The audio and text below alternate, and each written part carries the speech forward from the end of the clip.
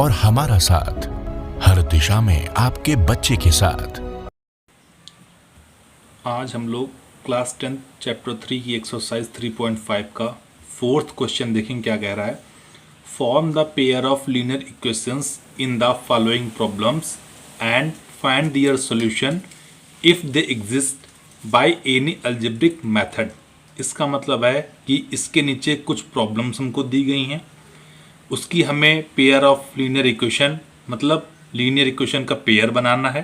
फिर अगर वो एग्जिस्ट कर रही हैं, अगर रियल में हैं, तो किसी भी अलजेब्रिक मेथड से हमको वो सॉल्व करनी है। किसी भी अलजेब्रिक मेथड का मतलब चाहे सब्स्टिट्यूशन मेथड से सॉल्व करिए, चाहे एलिमिनेशन से करिए, चाहे क्रॉस मल्टीप्लिकेशन, चाहे जिससे करिए, ऐसी कोई इसकी रिक्वायरमेंट नहीं है कि पर्टिकुलर आप वही मेथड अप्लाई करें। ठीक है, तो इसका फर्स्ट पार्ट क्या कह रहा है। A part of monthly hostel charges is fixed and the remaining depends on the number of days one has taken food in the mess. When a student A takes food for 20 days, she has to pay rupees 1000 as hostel charges, whereas student B who takes food for 26 days pays rupees 1180 as hostel charges. Find the fixed charge and the cost of the food per day. इसका मतलब है एक hostel में बच्चे रहते हैं, उसमें जो स्टूडेंट ए है वह 20 डेज के लिए फूड लेता है, तो उसको 1000 रुपीज पेड करना पड़ता है। एक स्टूडेंट बी है, उसको 1180 रुपीज पेड करना पड़ता है, लेकिन वो 26 डेज फूड लेता है। तो ये हमसे पूछना चाह रहा है कि हॉस्टल का फिक्स चार्ज कितना है और उस फूड का पर डे का चार्ज कितना है।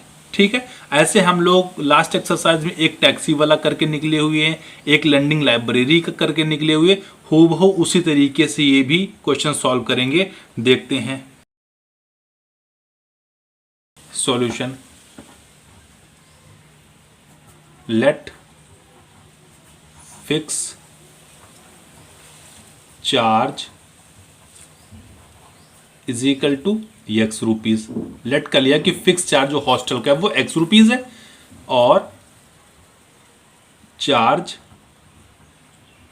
पर डे ब्रैकेट में लिख दिया फूड, मतलब फूड के लिए जो चार्ज पर डे लगाया जा रहा है वो वाई रुपीज हो रहा है। ठीक है, तो मैंने ये दोनों चार्जेस मान लिए हैं। अब देखिएगा फॉर स्टूडेंट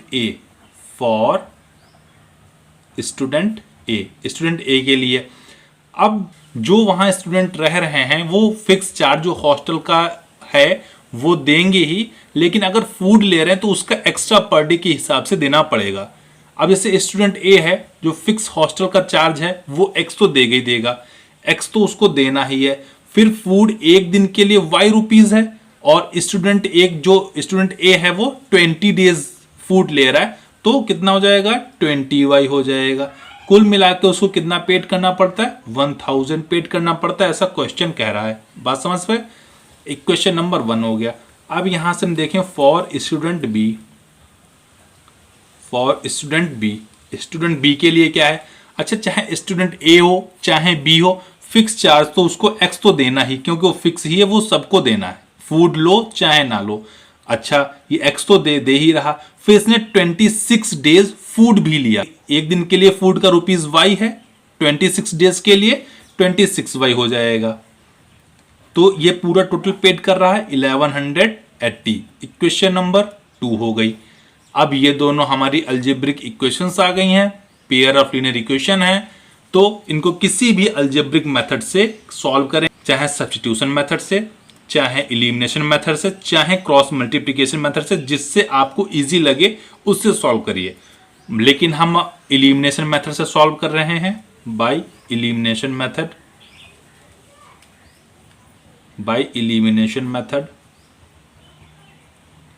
क्या होता है, किसी एक वेरिएबल के कोफिशिएंट बराबर हो, तो एक्स के कोफिशिएंट बराबर है, यहां पे कोफिशिएंट 1 है, यहां पे कोफिशिएंट 1 है, तो क्या होगा, सेम साइन है, सबट्रैक्ट की जाएंगी।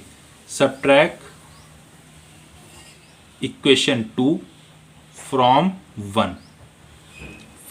इक्वेशन 1, तो 1 से 2 को सबट्रैक्ट करना है, x plus 20y is equal to 1000 है, और नीचे इक्वेशन सेकेंड लिखिए x plus 26y is equal to 1180 है। अब इसको हम लोग सब्ट्रैक्ट करेंगे, तो नीचे वाली जो इक्वेशन है उसके अपोजिट साइन पुट किए जाते हैं। ये प्लस का है तो माइनस हो जाएगा, ये प्लस का है तो माइनस हो जाएगा, ये प्लस का है तो माइनस का हो जाएगा। अब प्लस का x माइनस का x कट गया, 20y प्लस का है, 26y माइनस का है, तो माइनस का 6y बच जाएगा। क्यों? माइनस की क्वांटिटी बड़ी है। अब यहाँ से ये 1000 लिखा हुआ, ये 1180 लिखा हुआ, तो माइनस का 180 बच जाएगा, माइनस से माइनस कट गया। अब यहाँ से अगर y की हम बात करें तो y is equal to 180 upon 6 हो जाएगा, 6 3 18 होता है, तो y इज इक्वल टू क्या आ गया? 30 रुपीज आ गया। y की वैल्यू 30 आ गई। अब y की वैल्यू 30 आ गई, y अब ये हम इक्वेशन 1 में यूज करें चाहे 2 में यूज करें, हमारी x की वैल्यू भी निकल जाएगी। तो from equation 1 x plus 20y है ना, 20 इंटू y, y की वैल्यू 30 है तो 30 पुट कर दे रहा हूं, इज इक्वल टू 1000। अब यहां से x is equal to 1000 minus y plus का है, इक्वल को उधर जाएगा माइनस हो जाएगा, 3 2 6 600, तो x की वैल्यू क्या आ जाएगी? 400 रुपीज। इसका मतलब है जो हॉस्टल का फिक्स चार्ज है वो 400 है, जो चार्ज पर डे फूड के लिए पड़ता है वो 30 रुपीज है। अब हम लोग फर्स्ट के बाद में इसका फोर्थ का सेकेंड पार्ट देखते हैं क्या कह रहा है। A fraction become 1/3 when 1 is subtracted from the numerator and it becomes 1/4 when 8 is added to its denominator. Find the fraction. एक फ्रैक्शन है, अगर उसके न्यूमरेटर में 1 सब्ट्रैक्ट करते हैं तो 1/3 हो जाता है। सेकेंड कंडीशन में अगर उसके डिनोमिनेटर में 8 को ऐड कर देते हैं तो वही फ्रैक्शन 1/4 बन जाता है। तो फ्रैक्शन हमें फाइंड करना है। तो यहां से हम सबसे पहले सॉल्यूशन में देखते हैं, फ्रैक्शन को लेट करेंगे। Let fraction is equal to x upon y. x upon y fraction let कर लिया, आप p अपॉन क्यू लेट करिए, कुछ भी करिए, 2 वेरिएबल्स होने चाहिए। x अपॉन वाई लेट कर लिया। फर्स्ट कंडीशन में गैस हम लोग देखते हैं क्या कह रहा है। A fraction becomes 1/3 when 1 is subtracted from the numerator. इस फ्रैक्शन के न्यूमरेटर से हम 1 सब्ट्रैक्ट कर देंगे, ऐसा क्वेश्चन कह रहा है। इस फ्रैक्शन के न्यूमरेटर से हम 1 सब्ट्रैक्ट करेंगे। न्यूमरेटर ऊपर वाला होता है, डिनोमिनेटर नीचे वाला होता है, तो न्यूमरेटर से 1 सब्ट्रैक्ट किया। अब ये कितना बन गया? बिकम मिस होना, कितना हो गया? 1/3 हो गया। ठीक है, अब इसकी मल्टीप्लाई इधर करेंगे, इसकी मल्टीप्लाई इधर करेंगे। 3 इंटू एक्स क्या हो जाएगा? 3x हो जाएगा, माइनस का 3 इंटू 1 3 हो जाएगा, इज इक्वल टू y की 1 मल्टीप्लाई 1 के साथ में तो y हो जाएगा। अब इसको हम लोग जनरल इक्वेशन की टाइप में चेंज करते हैं। 3x तो ऐसे ही लिखा हुआ, प्लस का y इक्वल के इधर आएगा तो माइनस का y हो जाएगा, माइनस का 3 इक्वल के उधर गया तो प्लस का 3 हो गया, इक्वेशन नंबर 1 हो गया। ठीक है, अब यहां से हम सेकेंड कंडीशन देखते हैं।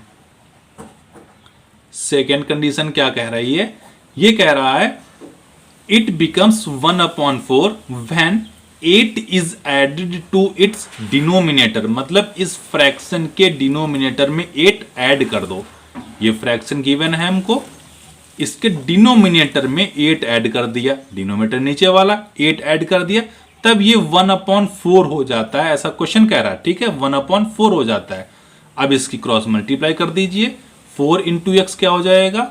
4x हो जाएगा, इज इक्वल टू 1 की मल्टीप्लाई y प्लस 8 के साथ में करिए तो y प्लस 8 ही रहेगा। अब जरा देखते हैं, 4x तो एज इट इज रहा, प्लस का y इक्वल के इधर आएगा तो माइनस का y, इज इक्वल टू ये 8 एज इट इज ही छूट गया, इक्वेशन नंबर 2 हो गई। ठीक है, अब इसने हमसे पहले ही कह दिया था बाई एनी अलजेब्रिक मेथड, किसी भी मेथड से आप सॉल्व करिए। हमें इलिमिनेशन मेथड इजी लगता है तो हम इलिमिनेशन से करेंगे, किसी को सब्स्टिट्यूशन इजी लगता है तो सब्स्टिट्यूशन से करें, जिसको क्रॉस मल्टीप्लिकेशन इजी लग रहा है वो क्रॉस मल्टीप्लिकेशन से भी कर सकता है। तो हम बाय इलिमिनेशन मेथड देखते हैं। By elimination method. Elimination method क्या होता है, किसी एक वेरिएबल के कोफिशिएंट बराबर होने चाहिए। देखिए y का कोफिशिएंट यहाँ पे 1 है, यहाँ भी y का कोफिशिएंट 1 है, साइन तो सेम टू सेम है, यहाँ भी माइनस है, तो हम लोग सब्ट्रैक्ट करेंगे इक्वेशंस को। ठीक है, subtract equation 2 from 1, from equation 1। Equation 1 क्या है, 3x minus y is equal to 3 है, और इक्वेशन 2 क्या है, 4x minus y is equal to 8 है। अच्छा, सब्ट्रैक्ट कर रहे हैं तो नीचे वाली इक्वेशन के साइन अपोजिट पुट किए जाते हैं। प्लस का है तो माइनस हो जाएगा, माइनस है तो प्लस का हो जाएगा, ये प्लस का है तो माइनस का हो जाएगा। अब देखिए माइनस का y प्लस का y दोनों कट गए, माइनस ये प्लस का 3x है, ये माइनस का 4x है, तो माइनस का x बच जाएगा इज इक्वल टू, ये 3 प्लस का है, ये माइनस का 8 है, तो माइनस का 5 बच जाएगा, माइनस से माइनस कट गया, यहाँ से x की वैल्यू क्या आ गई, 5 आ गई। बात समझ पाए। अब x की वैल्यू जब 5 आई है, इसको चाहे इक्वेशन 1 में यूज करो चाहे 2 में यूज करो, हमारी y की वैल्यू निकलेगी फ्रॉम इक्वेशन 1। इक्वेशन 1 क्या है, 3x minus y is equal to 3, ये तो इक्वेशन 1 है ना। अब इसमें हम लोग x की वैल्यू 5 यूज कर लेंगे। देखिएगा 3 into 5 minus y is equal to 3। अब यहां से हम y की वैल्यू निकालते हैं, तो 3 तो एज इट इज है, 5 3 जा 15 प्लस का 15 इक्वल के उधर गया तो माइनस का 15 हो गया। और यहाँ से हम y की बात करें तो माइनस वाई निकलेगा, 3 से 15 को सब्ट्रैक्ट करेंगे तो माइनस का 12 हो जाएगा, माइनस से माइनस कट गया, तो y की वैल्यू क्या आ गई, 12 आ गई। अच्छा, इसने हमसे फ्रैक्शन पूछा था। फ्रैक्शन हम लोगों ने ऊपर देखिए x अपॉन वाई लेट किया था ना, तो x की भी वैल्यू निकल चुकी है, x की भी वैल्यू निकल चुकी है, y की भी वैल्यू निकल चुकी है, तो x अपॉन वाई कर दें, हमारा फ्रैक्शन हो जाएगा।